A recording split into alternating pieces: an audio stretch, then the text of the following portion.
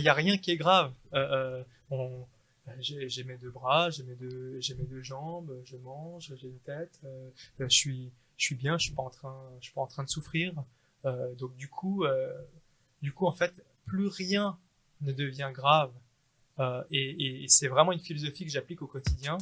Et la plupart des gens qui me disent, mais Tang, si tout s'écroule demain, qu'est-ce que tu fais? Je dis, bah, je recommence. Salut tout le monde. Il y a longtemps que je n'avais plus de problèmes techniques et c'est malheureusement arrivé pour cet épisode. Il y avait un bruit parasite dans l'audio de Tang qui a pu être supprimé mais ça a dégradé la qualité donc je m'excuse d'avance. Dans cette partie 2, on a abordé plusieurs thèmes comme ses activités hors business, son objectif principal, LinkedIn et sa philosophie. Je vous souhaite un bon épisode.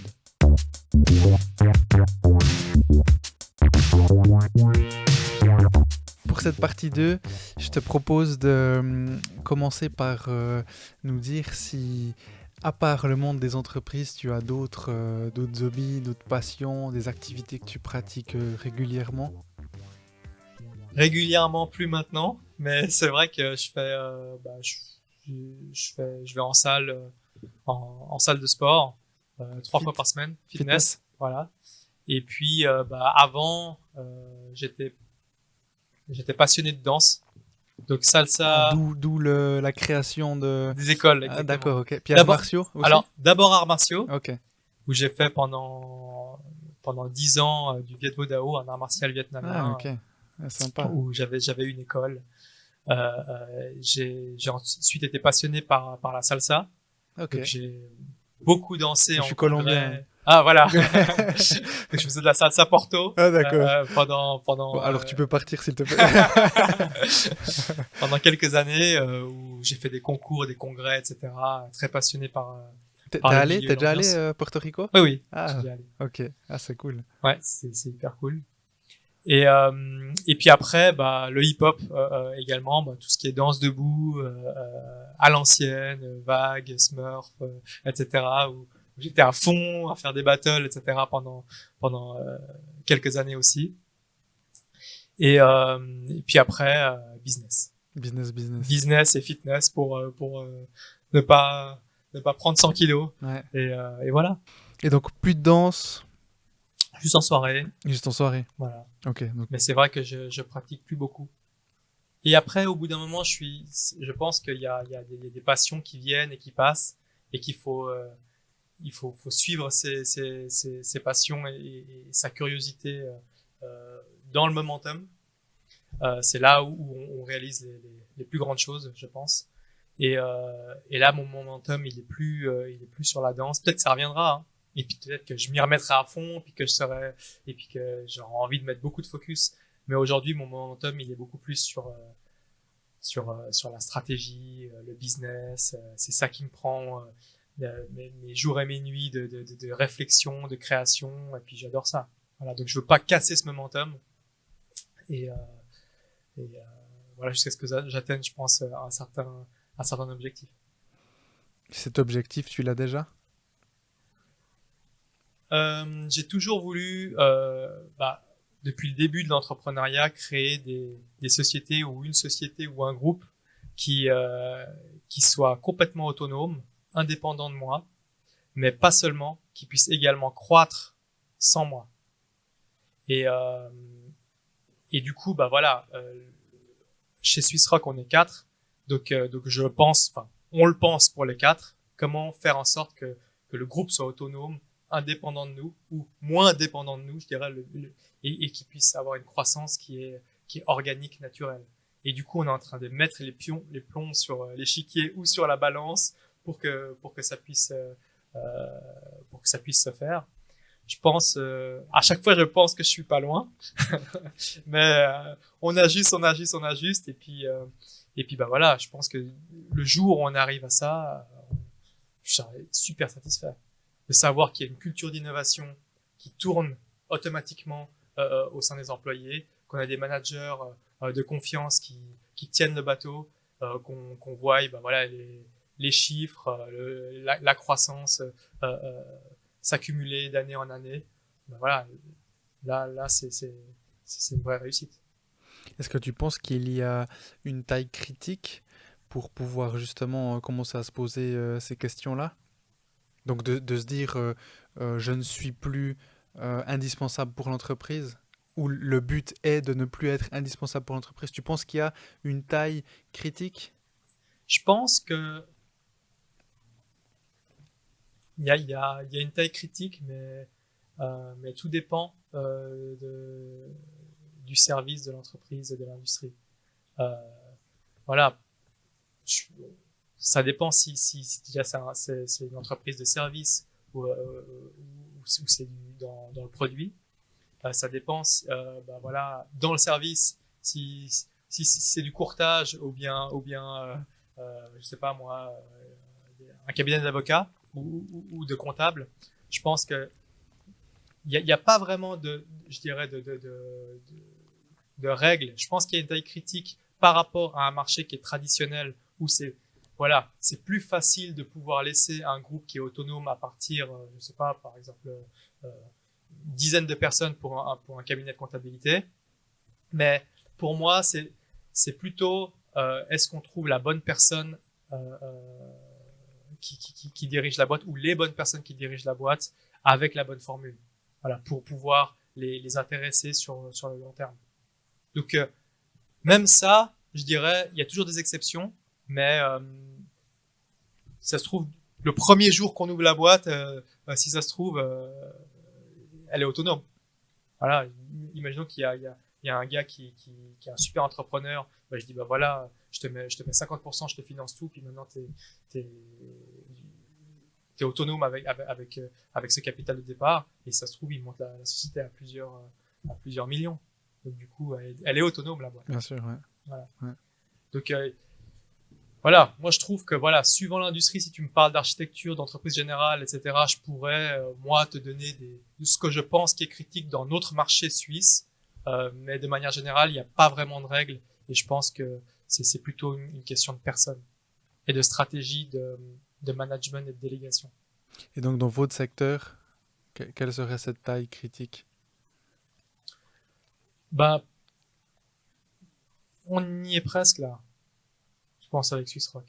On n'est pas loin. Je pense pas on n'a pas le souhait euh,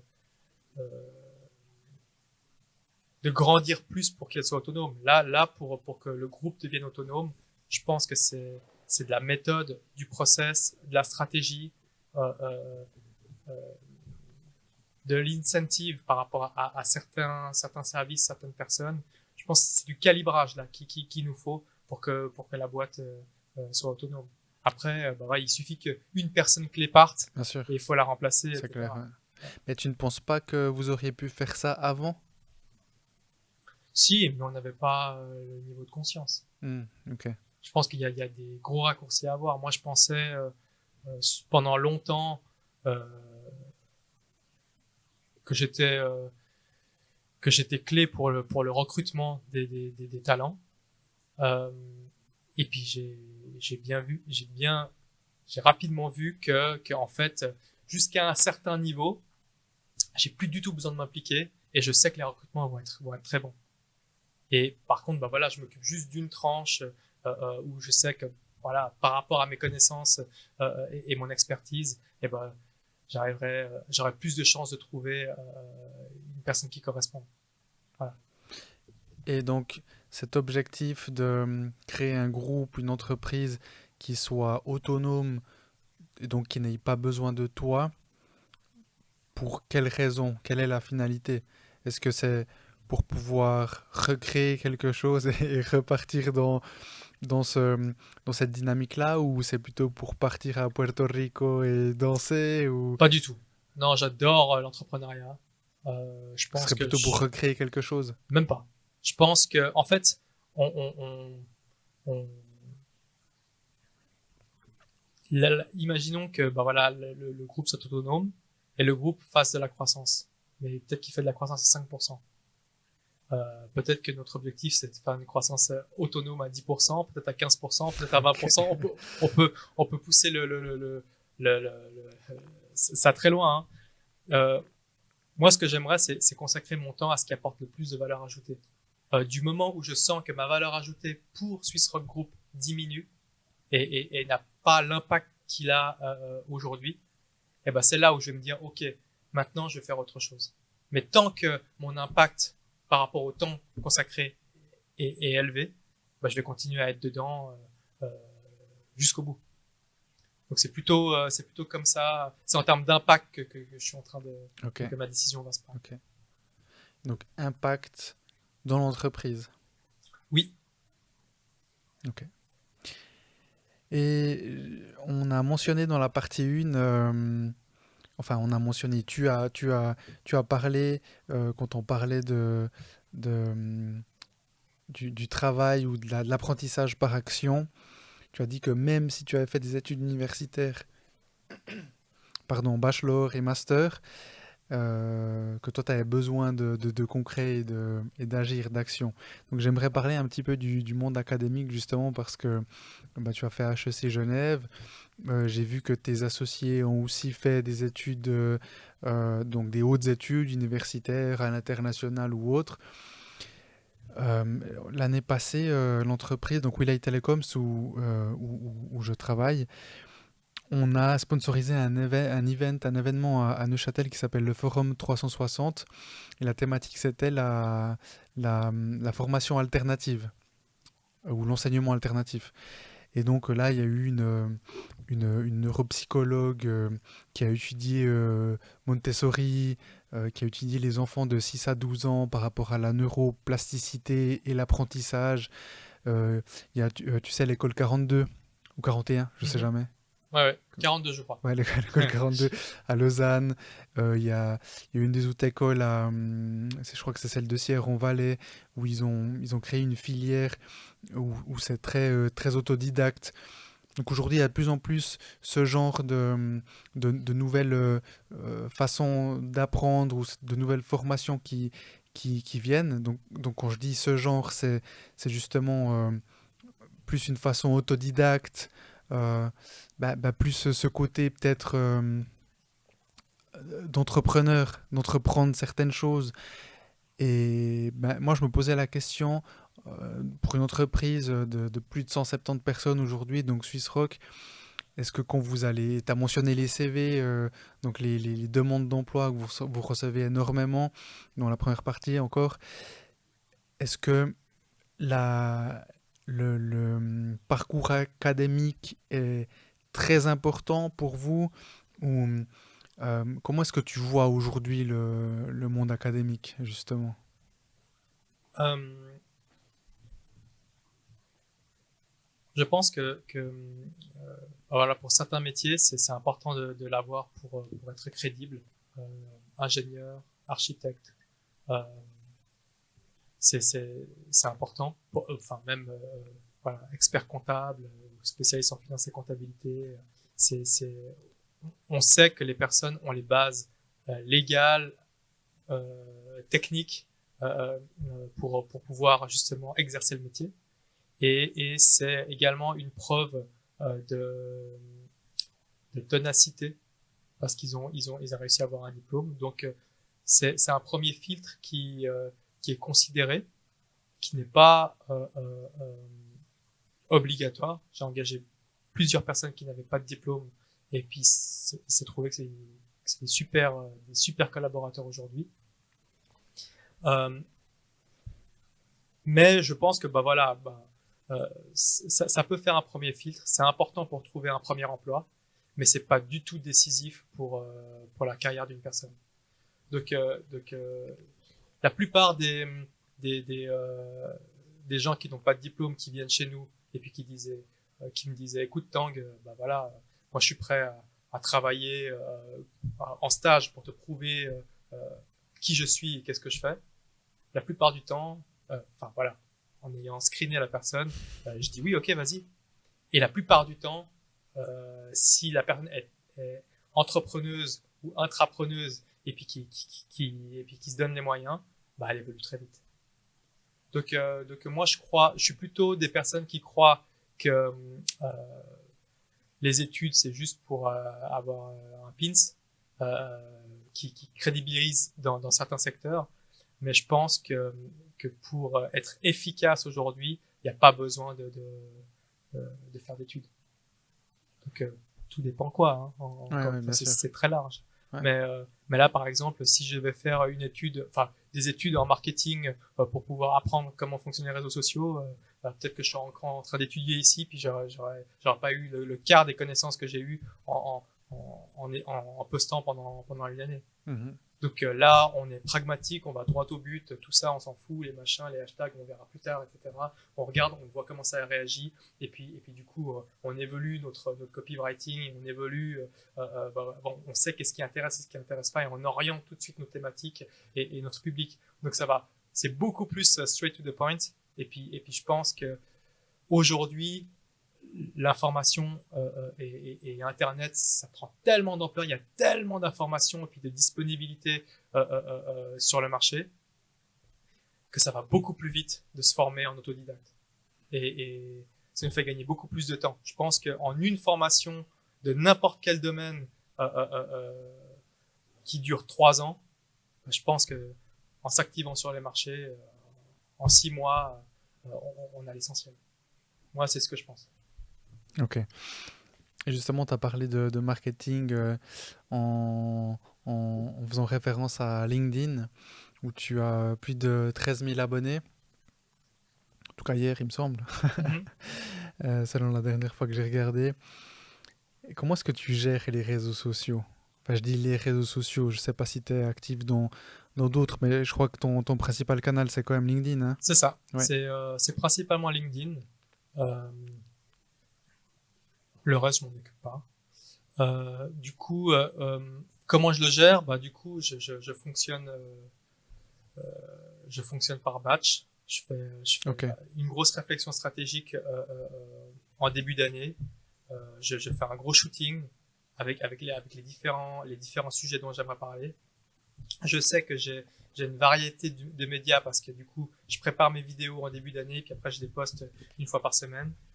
J'essaie d'avoir des posts qui sont inspirationnels et des posts qui sont éducatifs, des posts avec de la statistique, et puis je m'oriente sur comment je sur les thématiques dont j'aimerais discuter. Donc management, leadership, toute la partie change management, et puis bien sûr un peu immobilier. Mais surtout, ce que j'aimerais, c'est partager ma passion pour l'entrepreneuriat et aider les personnes qui se lancent à avoir le bon mindset. Parce que souvent, on parle de mindset, mais les quotes ou les choses que j'ai lues il y a 5 ans, je les relis maintenant, mais avec une perspective qui est complètement différente. Avec l'expérience, je vois que j'avais complètement sous-estimé ce que disait cette personne-là à ce moment-là, où je n'avais pas vraiment bien compris. Et si je l'avais bien compris à ce moment-là, bah, j'aurais gagné un temps, mais qui est fou. Voilà. Donc, je pense que ça aide le monde à évoluer. Je pense que ça me permet de créer mon expertise spécifique au vu du marché.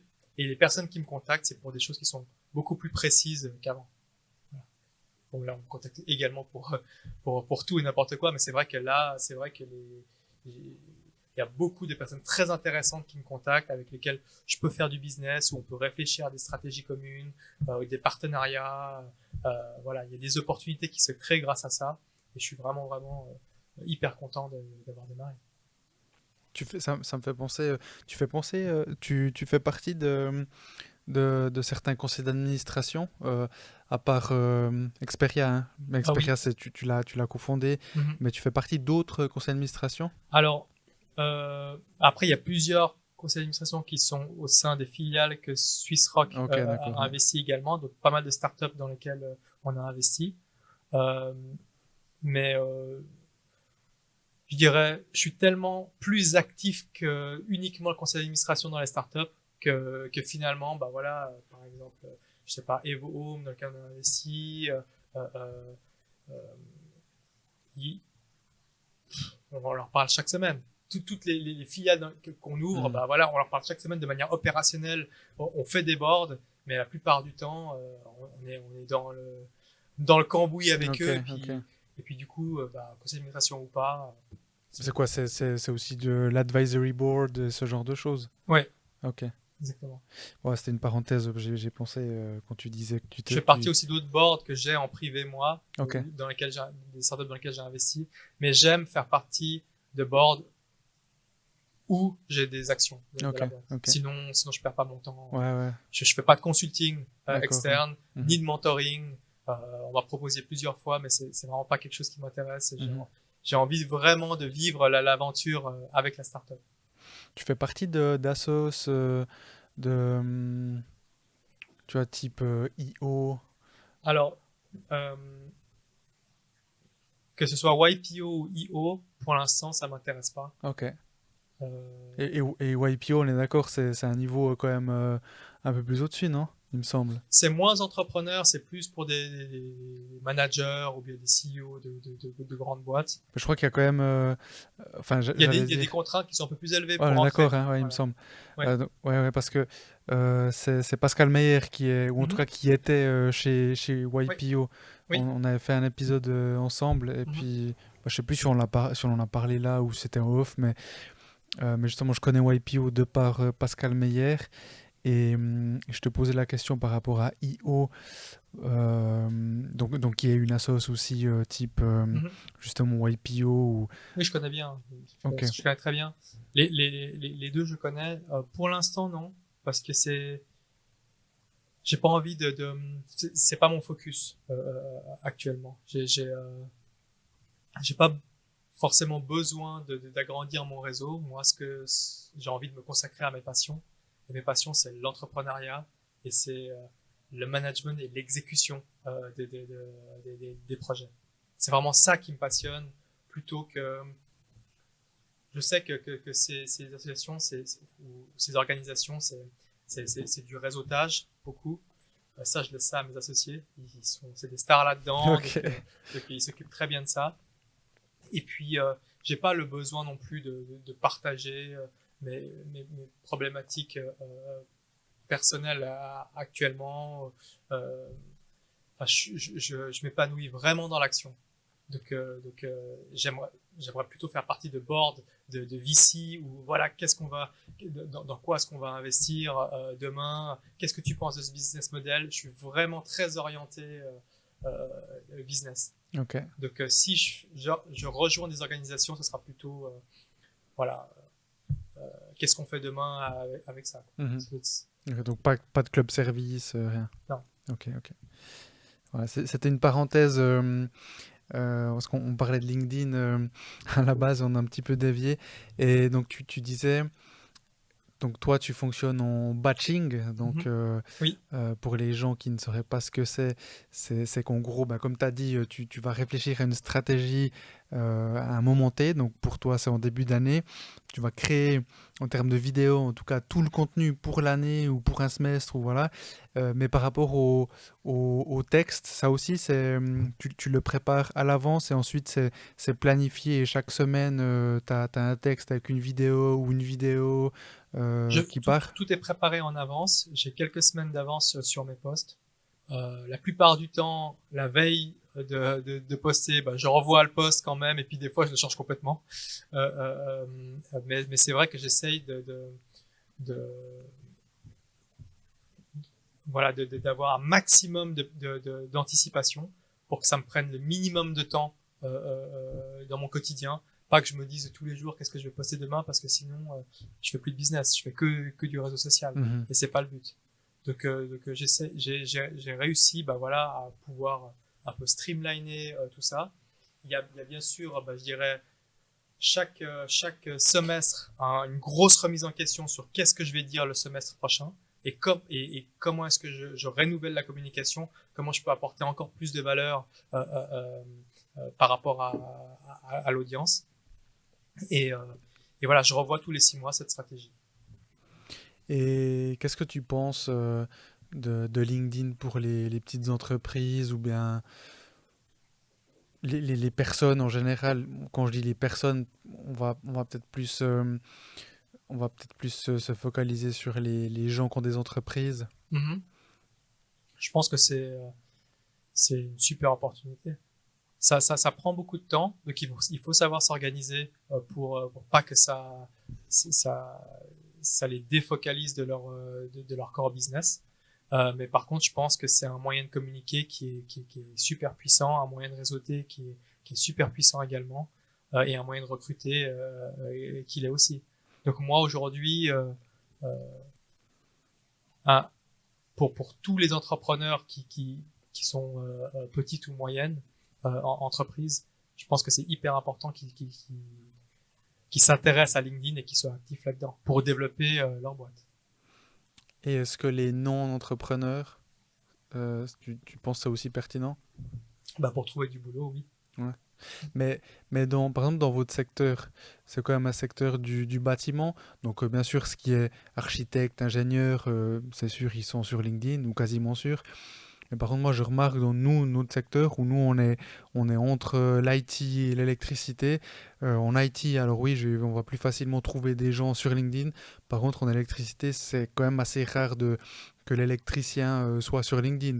On Oui. commence à voir un petit plus et ça va aussi dépendre du niveau, donc du niveau d'éducation. Donc, éducation, je parle donc formation. Tu vois, hein, une personne qui a une maîtrise fédérale va euh, plus facilement être sur LinkedIn parce que l'électricien qui a une maîtrise fédérale, généralement, c'est le boss de l'entreprise ou il a son entreprise. Par contre, l'électricien qui a fait uniquement, je dis uniquement sans aucun sens péjoratif, un CFC, j'allais dire, c'est assez rare qu'il soit sur LinkedIn. Euh, donc toi, dans votre secteur, est-ce que tu vois aussi ça par rapport, je sais pas, vous avez des maçons, vous avez des peintres, Non, Ok. on n'a pas de main-d'œuvre. Ah, ok, d'accord, ok. On n'a que des chefs de projet, des conducteurs de travaux. Ah, ok, d'accord, ouais. Voilà, mais on n'a pas de main-d'œuvre. Ok. Après, c'est vrai que pour toute la partie main-d'œuvre, on voit pas beaucoup de personnes sur LinkedIn euh, qui ont besoin de ça. Je pense que ça a moins d'utilité pour eux également. C'est pas parce que voilà, il a un profil LinkedIn qu'on va l'engager forcément en tant Non, c'est sûr. qu'électricien. Mais par contre, s'il avait une boîte d'électricité, et là par contre ça changerait parce qu'il Mhm. ferait plus du B2B. Et puis du coup, le fait de montrer ces différents chantiers, ça le crédibilise. Et puis de réseauter avec les différentes personnes, et puis de voir les personnes qu'il a en commun, et puis de pouvoir démarcher. Ça, je pense que ça aide beaucoup. Est-ce qu'il y a une ressource ou des ressources que tu recommandes régulièrement? Donc que ce soit livre, podcast, documentaire. Euh, Moi, je suis pas un grand lecteur. J'aime par contre, voilà, euh, j'aime bien les podcasts, j'aime bien également les résumés de livres dans voilà Headway, Cooper, etc. Il y a différentes applications où on écoute je dirais des raccourcis de livres, voilà, des résumés de livres de 20 minutes, etc. qui je trouve sont très intéressants. Enfin, c'est du snacking de livres, mais je trouve que c'est assez euh, ça apporte pas mal en,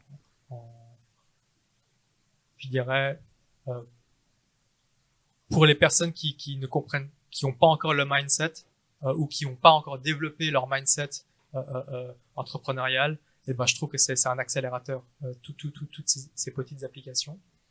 Après, en termes de livres, moi, je suis un grand fan de Naval Ravikant. Je trouve que ça, quand j'ai écouté son premier podcast et puis après j'ai lu son livre L'Almanach, je trouvais beaucoup de vérité dans ce qu'il disait. Donc à partir de là, sur le marché, il y a tellement de dérivés et de perspectives différentes pour dire la même chose à chaque fois dans l'entrepreneuriat que je suis plutôt orienté sur les personnes qui ont vraiment réalisé des choses dans leur vie. Un livre écrit par un podcasteur, un intervieweur, un conférencier, ça va pas m'intéresser. Je vais vraiment regarder est-ce que le gars, en dehors d'avoir fait fortune dans le marketing, il a vraiment géré des gens, il s'est cassé les dents sur du change management, il a essayé de changer vraiment les croyances des mecs de son équipe, il a fait du recrutement, il a challengé les business models et il a réussi. Ce gars-là, voilà, ce gars-là, je vais lire son livre. Ok. Et donc là, une ressource, ce serait le livre de Naval. Naval Ravikant, l'Almanach, je trouve que c'est une pépite. Ok. Comment est-ce que tu te développes? Comment est-ce que tu continues à apprendre? Euh, en me fixant des objectifs qui sont toujours plus hauts, toujours plus élevés. En fait, quand j'ai une perte de motivation, ou parce que ou trop de monotonie dans, dans mes activités, je monte la barre.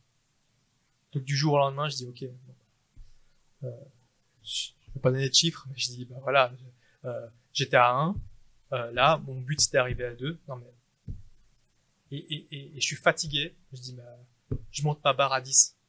Et puis du coup, bah ma créativité revient, je dis mais si je continue à faire ce que je fais comme je le fais, jamais j'arriverai à 10 à ce rythme-là. Je serais mort avant.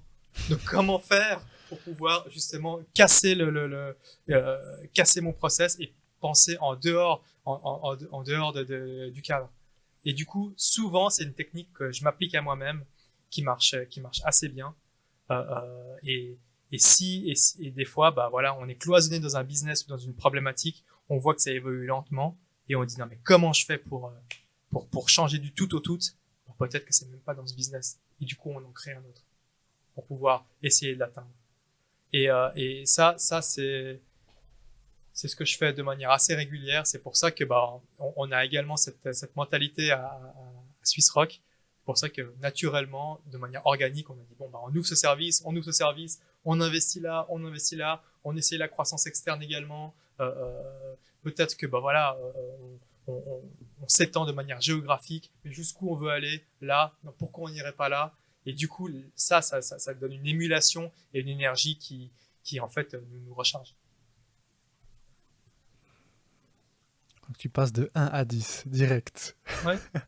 Là, si par exemple ton but c'est de faire croître ton entreprise, tu vois, tu me disais que t'es 12, Ouais. tu me dis ok bah j'aimerais bien être à 20 l'année prochaine. Et si t'es fatigué, moi je te dis mais comment tu fais pour passer ta boîte à 100? Bah, tu vas te dire Ah merde, merde, j'avais pas pensé. là faut que j'y aille. Là, il faut que je change tout. Il faut que j'engage une superstar qui m'ouvre 3 régions. Et du coup, tu sors de ta problématique pour penser plus large. Et en fait, ça marche dans tout. Bon, merci, je te recontacterai l'année prochaine pour te dire comment c'est allé. Exactement. Tant que j'ai instauré un nouveau concept il y a quelques épisodes en arrière, où l'idée c'est que un ou une des dernières invités pose une question au prochain ou un des futurs invités sans qu'il, elle ne sache qui sera cet invité. Donc je vais te poser ma question. Tu ne sais pas qui pose cette question et toi je te demanderai aussi après en off, par message ou peu importe, de m'envoyer une question que je poserai à un moment donné. Mhm.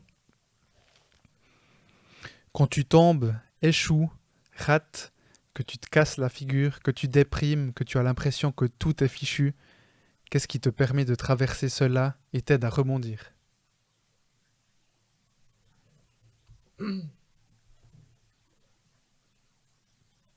Euh,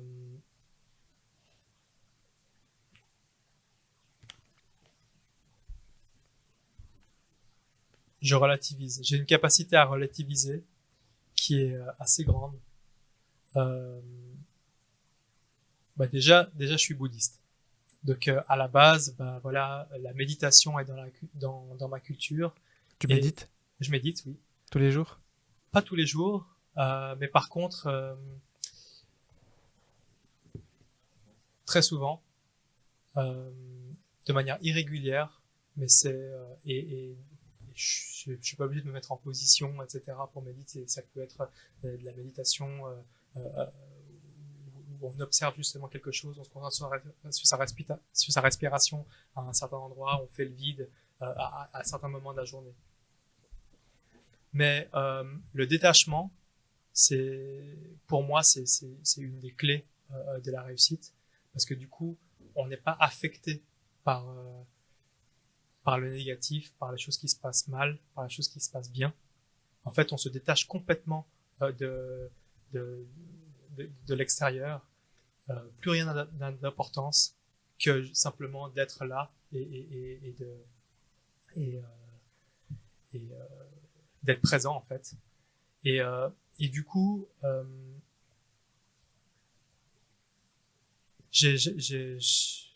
je pense que depuis très longtemps, depuis peut-être, j'ai eu une histoire de cœur à mes 18 ans où là je suis vraiment tombé très très très bas, où j'étais vraiment très très mal en dépression.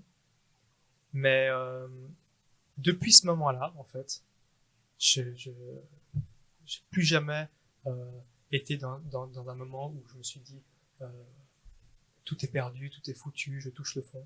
À chaque fois que j'ai planté des business bien plantés, je me dis c'est pas grave, je recommence. J'ai vécu pire. Exactement. En fait, il y a rien qui est grave. J'ai mes deux bras, j'ai mes deux jambes, je mange, j'ai une tête, je suis bien, je suis pas en train de souffrir. Donc du coup, en fait, plus rien ne devient grave. Et c'est vraiment une philosophie que j'applique au quotidien.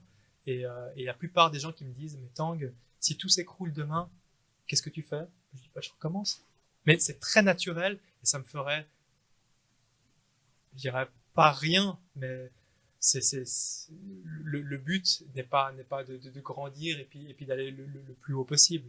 Le but, c'est simplement d'avoir le plaisir à faire ce qui nous plaît. Et puis, bah, si on joue à un jeu, on arrive au niveau 26, en game over, on recommence au On niveau 1, recommence. ou on change de jeu. Mais c'est exactement la même chose dans la vie pour moi. Voilà. Tu connais le stoïcisme? Oui. Ça me fait penser un petit peu au stoïcisme, et c'est justement avec le l'ancien. Enfin, je dis justement parce que je t'ai parlé de cet invité dans la voiture, donc Julien Guegnat, qui est le dernier invité, Mhm. lui pratique le stoïcisme, et donc ça m'a fait un peu penser à ça. Mais c'est vrai que je connais pas trop le bouddhisme. Dans le bouddhisme, il y a cette réflexion de se dire, on prend un peu de recul sur les choses qui se passent.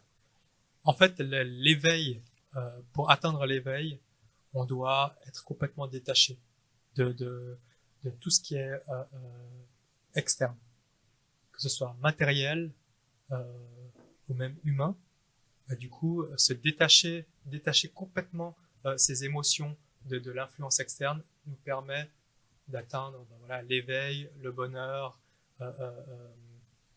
Et ça, je dirais, une arme business qui est extrêmement forte parce que du coup, j'essaie de prendre le minimum. Enfin, je prends pas de décision euh, sous sous Sous l'effet d'émotion. l'émotion, ouais. Voilà. Ouais. Et je suis très pragmatique. J'essaie de pas avoir d'ego. Enfin, parce que l'ego, c'est vraiment un poids. Hein. L'ego, c'est pas être méchant, pas méchant. C'est juste un énorme poids qui nous freine dans le business. Et peut-être les gens ne se rendent pas compte, mais du coup, bah, ils perdent un temps fou à défendre leur ego, à prendre des décisions pour leur ego qui sont complètement anti-stratégiques par rapport à la croissance de leur business. Et, euh, et voilà, bah, je pense que voilà, c'est un petit peu mon arme secrète. Je reste toujours, je dirais, zen dans toute situation. Qu'on gagne ou qu'on perde, bah, je reste de marbre. Ça me fait ni chaud ni froid dans le sens où, bah, voilà, j'ai juste appris quelque chose si j'ai gagné et si j'ai perdu également. Et je continue d'évoluer dans cette voie. Voilà. Est-ce que, est-ce que ça veut dire que tu ne te réjouis pas des choses? Est-ce que ça veut dire que... Non, bien sûr que je me réjouis. Je dis juste que j'essaye d'estomper ce sentiment de réussite ou d'échec. Et j'estompe également, euh, je veux dire, gagner 1 million, perdre 1 million. J'essaye de faire en sorte que ça n'affecte pas mes actions ou mes pensées. Voilà. Et on dit oui, bien sûr travailler la gratitude, c'est quelque chose, mais pas travailler la gratitude par rapport à ses réussites monétaires en fait. Travailler la gratitude parce qu'on vit, parce qu'on est là, parce qu'on est content d'être vivant, ça c'est important pour moi. Mais focaliser son énergie ou ses attentes par rapport à un objectif qui est financier ou matériel, en fait, ça va de toute façon, pour moi, mal finir. C'est pas la voie qui va nous permettre d'être heureux et de se réaliser. Voilà, pour moi. Donc, je vais te poser ma dernière question qui va finalement rejoindre ce que tu viens de mentionner. Qu'est-ce que le succès pour toi?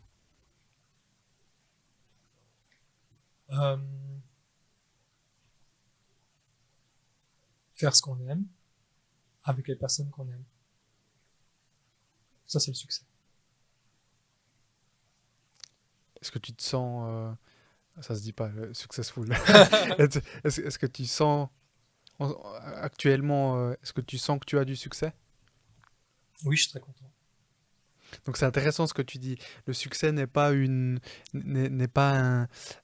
espèce de barre qu'on va dépasser ou un objectif à atteindre. Le succès, c'est quelque chose de constant.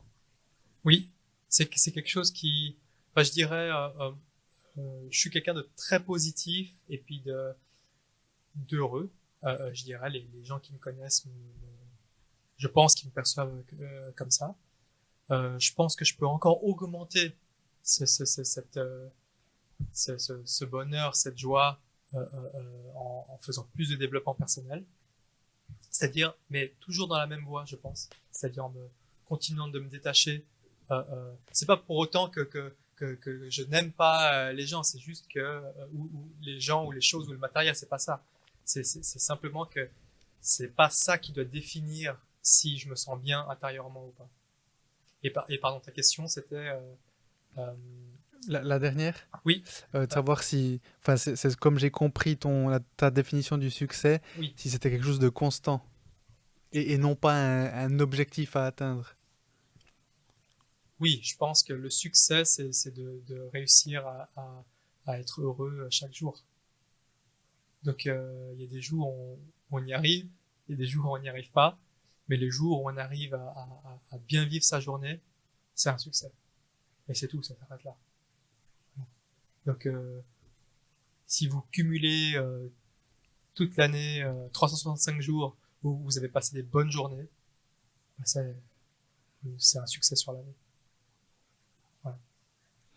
Tang, est-ce que tu aurais un autre point ou quelque chose à ajouter? Non, je crois pas. Je crois qu'on a bien fait le tour. T'es content de notre conversation? Oui, très content. Bon, je te remercie beaucoup. Et donc, pour les gens qui aimeraient te suivre ou te contacter, si tu te laisses contacter, où est-ce que les gens peuvent te trouver sur Internet? Sur LinkedIn, naturellement. Et puis, voilà, si on est lié de près ou de loin à Swiss Rock, je vois beaucoup de monde à travers notre petit écosystème. Voilà. Merci beaucoup, Tang. Merci à toi. Ciao. Ciao. Merci d'avoir écouté cet épisode et s'il vous a plu, pour m'aider à continuer, abonnez-vous à Développement avec Brian Oumana sur votre plateforme de podcast préférée et ou sur YouTube et n'oubliez pas de donner votre avis en le notant. Je vous donne rendez-vous le dernier vendredi de ce mois pour un nouvel épisode. Ciao. Ciao.